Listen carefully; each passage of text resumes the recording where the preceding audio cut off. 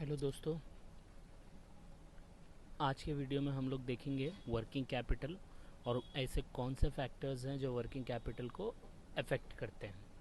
तो last video में हम लोग ने देखा था कि फिक्स कैपिटल और वर्किंग कैपिटल दो कैपिटल होता है। फिक्स कैपिटल का मतलब और उसके जो फैक्टर्स थे, कौन कौन से फैक्टर्स फिक्स कैपिटल रिक्वायरमेंट को अफेक्ट करते हैं, वो देखा था। ये वीडियो में हम लोग देखेंगे वर्किंग कैपिटल और कौन कौन से फैक्टर है जो वर्किंग कैपिटल रिक्वायरमेंट को अफेक्ट करते हैं।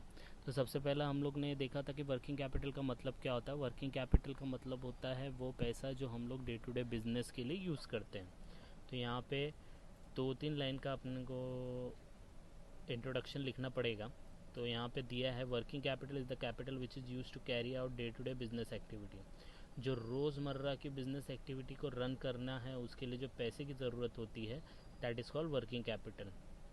तो सबसे पहले हम लोग फिक्स कैपिटल रिक्वायरमेंट डिसाइड कर लेते हैं।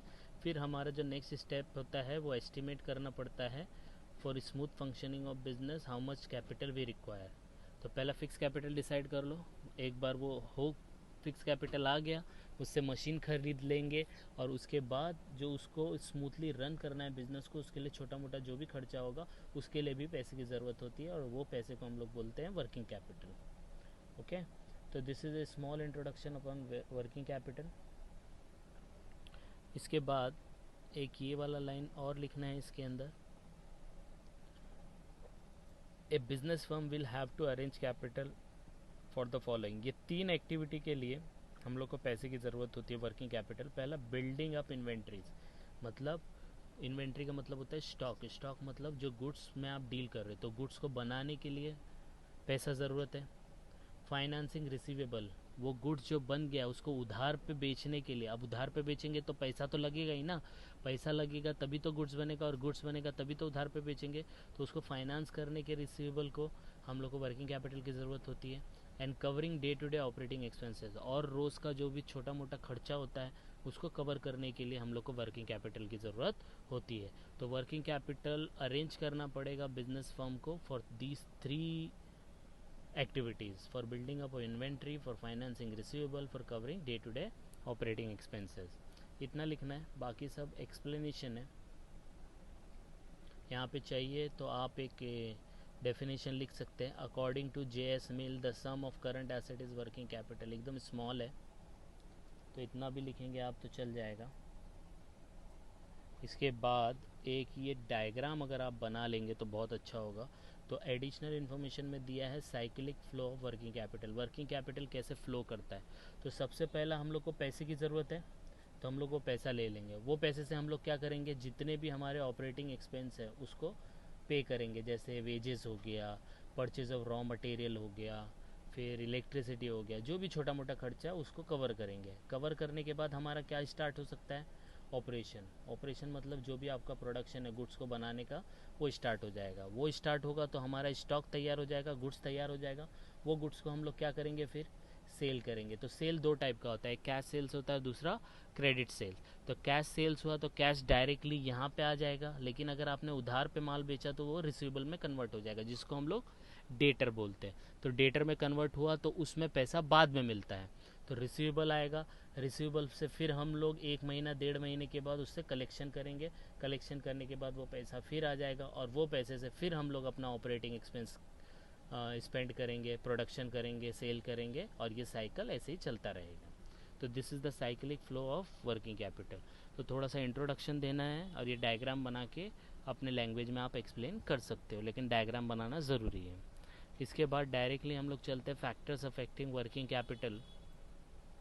तो जो भी हमारा वर्किंग कैपिटल है उसके रिक्वायरमेंट पे क्या क्या चीज़ें अफेक्ट करती है। तो कुछ पॉइंट्स आप फिक्स कैपिटल से भी ले सकते हैं। तो पहला पॉइंट ही मैचिंग है, देखो, नेचर ऑफ बिजनेस। बिजनेस का नेचर कैसा है। अभी जैसे एग्जांपल के तौर पे आप कोई छोटा मोटा गुड्स बेचते हो प्रोडक्शन करके, तो छोटा मोटा गुड्स है तो उसके लिए थोड़ा बहुत ही वर्किंग कैपिटल लगता है। लेकिन आप BMW प्रोडक्शन करके बेचते हो तो उसके लिए ज़्यादा वर्किंग कैपिटल लगेगा, क्योंकि उसके जो रॉ मटेरियल है वो भी महंगे आते हैं। तो नेचर ऑफ बिजनेस के ऊपर डिपेंड करता है वर्किंग कैपिटल रिक्वायरमेंट। तो अगर firm are engaged in manufacturing essential product of daily consumption would need relatively less working capital, as would be constant and sufficient cash flow in the firm to take care of the liabilities. तो अगर वो daily consumption और वो वाली चीज़ों में deal करता है जो डेली यूज़ होता है, तो उसमें सफिशिएंट बेसिस पे कैश इनफ्लो होता रहता है।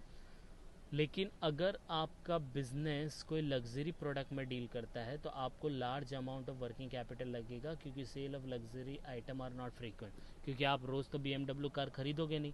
लेकिन अगर आप ब्रेड, पाव, फिर जो भी एग्स है, जो भी नेसेसिटीज़ है, बेसिक नेसेसिटीज़, उसमें डील करते हो तो वो रोज़ बिकता है, तो रोज़ बिकता है, रोज़ पैसा आता है, तो उसमें वर्किंग कैपिटल कम लगता है, क्योंकि डेली बेसिस पे अपना रूटीन चलता रहता है। लेकिन जो लग्जरियस प्रोडक्ट में डील करता है उनके लिए वर्किंग कैपिटल की बहुत ज़रूरत होती है, क्योंकि वो प्रोडक्ट ज़्यादा नहीं बिकते, कभी कभार बिकते हैं, इसकी वजह से उन्हें वर्किंग कैपिटल का ज़्यादा यूज़ होता है। Next, size of business. It's very simple. अगर साइज़ बड़ा है, क्योंकि जितना ज़्यादा बड़ा बिजनेस रहेगा उतना ज़्यादा पैसा रहेगा बिजनेस को रन करने के लिए, छोटा रहेगा तो कम पैसा लगेगा। तो size of business is also affect the working capital requirement.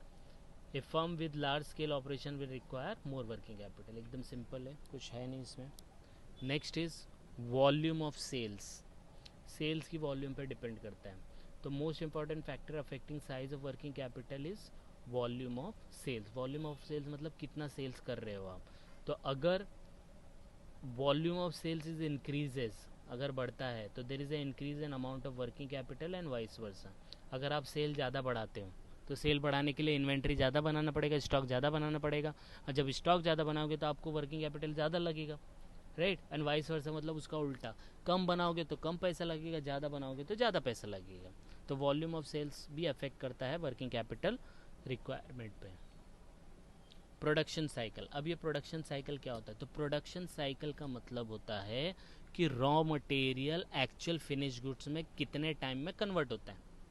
तो the process of converting raw material into finish good is called production cycle. तो जब रॉ मटेरियल, कच्चा माल आता है फैक्ट्री में और कच्चे माल से फिर फिनिश गुड्स बनता है, उस प्रोसेस को बोलते हैं प्रोडक्शन साइकिल। तो if the period of production cycle is longer, अगर ज़्यादा टाइम लगता है तो ज़्यादा पैसा लगेगा, और कम टाइम में बनता है तो कम पैसा लगेगा। तो the firm needs more working capital अगर प्रोडक्शन साइकिल बड़ा है, अगर शॉर्ट है तो they require less working capital. एकदम सिंपल है, तो आप लोग ये गो थ्रू करिए। Next is business cycle. अब बिजनेस साइकिल क्या होता है? बिजनेस साइकिल डिपेंड करता है, अभी जैसे बिजनेस साइकिल आपने सुना होगा, रिसेशन आ गया, राइट, कभी कभी बूम होता है, कभी कभी डाउन होता है। तो जब बूम चलता है, बूम मतलब जब मार्केट एकदम फ्लरिश होता है, मतलब प्रोडक्ट बिकते हैं, ज़्यादा बिकते हैं, सेल इंक्रीज होता है। तो when there is a boom in the economy, sale will increase, sale बढ़ जाएगा, right. This will lead to increase in the investment in stock. तो ज़्यादा सेल करना है तो ज़्यादा प्रोडक्ट बनाना पड़ेगा, और ज़्यादा प्रोडक्ट बनाना पड़ेगा तो आपने cyclic flow of working capital में देखा है कि ज़्यादा पैसे की ज़रूरत पड़ेगी। तो this require additional working capital. जब आपका माल ही नहीं बिकता है क्योंकि मार्केट में मंदी चालू है, रिसेशन चालू है, तो सेल विल डिक्लाइन, सेल कम होगा, और जब सेल कम होगा तो अपने को वर्किंग कैपिटल भी कम ज़रूरत पड़ेगी। तो अगर सेल इंक्रीज़ होता है तो हम लोग को ज़्यादा वर्किंग कैपिटल चाहिए, और सेल डिक्रीज़ होता है तो हम लोग को कम वर्किंग कैपिटल चाहिए। Next is terms of purchase and sales.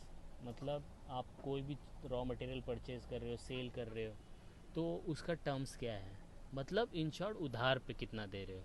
अगर उधार देने की जो फैसिलिटी है लिबरल है, मतलब फ्री छोड़ रखा है, तो हम लोग को थोड़ा इश्यू हो सकता है, और हम लोग ने उसको अडॉप्ट किया, प्रॉपर फेवरेबल करके रखा है, तो उसके अंदर वर्किंग कैपिटल का रिक्वायरमेंट अलग होगा। जैसे यहाँ पे दिया है, if the firm does not get credit facility for purchase but adopt liberal credit policy for it sale, then it require more working capital. यानी परचेज के लिए यहाँ दिया ना, credit facility for purchase but adopt liberal, मतलब उसको कोई credit पर, जब परचेज करता है तो उसको कोई भी उधार नहीं मिलता है। उधार नहीं मिलता है तो कैश दे के परचेज करना पड़ेगा, लेकिन जब माल बेचता है तो उधारी पे बेचता है। अब जब माल उधारी पे बेचेगा तो पूरा का पूरा पैसा उसका स्टॉक में इंक्लूड हो जाएगा, तो उसको ज़्यादा पैसा चाहिए, किस लिए? मटेरियल ख़रीदने में, और ज़्यादा पैसा चाहिए वो प्रोडक्ट को उधारी में बेचने के लिए। तो अगर उसको नहीं मिलता है क्रेडिट फैसिलिटी परचेज के लिए, और लिबरल फैसिलिटी देता है सेल का, तो it require more working capital. लेकिन अगर उसको क्रेडिट टर्म मिलता है परचेज पे, और दिया ना, on the other hand if the credit terms of the purchase are favourable and terms of credit sale are less liberal, मतलब उसको परचेज करता है वो टाइम पे भी उधार मिल जाता है, और सेल करता है तो वो उधार भी कम देता है, तो उसको ज़्यादा वर्किंग कैपिटल की रिक्वायरमेंट नहीं होगी, क्योंकि पैसा उसका ज़्यादा अटक नहीं रहा है। जब खरीदने के यहाँ गया तो उसको उधार मिल गया, तो वहाँ उसको पैसे की ज़रूरत नहीं है। और जब माल बेच रहा है तो वो उधार पे नहीं बेच रहा है, ज़्यादातर कैश में बेच रहा है, उसको बोलते हैं are less liberal, credit sales are less liberal. तो उस टाइम पे उसको पैसा ऑन द स्पॉट मिल रहा है, तो पैसा जा भी नहीं रहा और पैसा बार बार आ भी रहा है, तो उस टाइम पे वर्किंग कैपिटल कम यूज़ होगा, कम ज़रूरत पड़ेगी। ठीक है, next is credit control. Credit control का मतलब होता है उधार, उधार को कंट्रोल किया। तो यहाँ पे क्रेडिट कंट्रोल मतलब include factors such as volume of credit sale, कितना उधार पे माल बेचा, टर्म्स ऑफ क्रेडिट सेल मतलब 1 महीना 2 महीना कितने टाइम के लिए दिया है, कलेक्शन पॉलिसी कब पैसा कलेक्ट किया जाएगा, राइट। दो 1 महीने का उधार पे सेल किया है तो उसका पैसा 1 महीने के बाद आएगा, 2 महीने के बाद आएगा, ये सब डिपेंड करता है, ये सब इंक्लूड होता है क्रेडिट पॉलिसी के अंदर।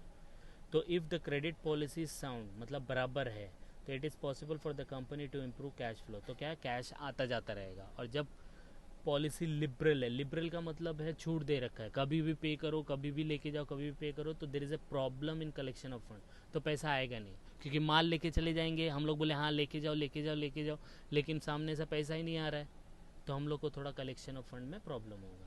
तो in can increase the possibility of bad debts, मतलब कोई पैसा ना भी दे, ऐसा भी हो सकता है। Therefore firm require more working capital, the firm making cash sales require less working capital. तो इन शॉर्ट बोलने का मतलब है, अगर उधार पे ज़्यादा माल बेच रहे हो तो ज़्यादा वर्किंग कैपिटल की ज़रूरत पड़ेगी, क्योंकि उधार पे बेच रहे हो, पैसा आ नहीं रहा है, तो पैसे की ज़रूरत पड़ेगी ना। लेकिन अगर आप कैश सेल्स पे सेल करते हो तो पैसा आता रहेगा, और जब पैसा आता रहेगा तो वर्किंग कैपिटल की इतनी ज़्यादा ज़रूरत नहीं पड़ेगी, क्योंकि अपना रूटीन में पैसा आ रहा है। Next is growth and expansion. अब ग्रोथ एंड एक्सपेंशन, हर कोई चाहता है कि हमारा बिजनेस आगे और बढ़े, एक ब्रांच है तो 2 ब्रांच बने, 2 की जगह 4 ब्रांच बने, एक फैक्ट्री की जगह 2 फैक्ट्री बने। तो जितना ज़्यादा आप ग्रोथ करना चाहोगे, जितना ज़्यादा बिजनेस को बढ़ाओगे, एक्सपैंड करोगे, उतना ज़्यादा वर्किंग कैपिटल की ज़रूरत होगी। तो the working capital requirement of firm will increase with the growth of the firm, जितना ज़्यादा ग्रोथ होगा फर्म का, उतना ज़्यादा वर्किंग कैपिटल अपने को लगेगा। Next is management ability. Management ability मतलब मैनेजमेंट एबिलिटी कि मैनेजमेंट कितना पैसा दे पाता है। There is a coordination between, जैसे द रिक्वायरमेंट ऑफ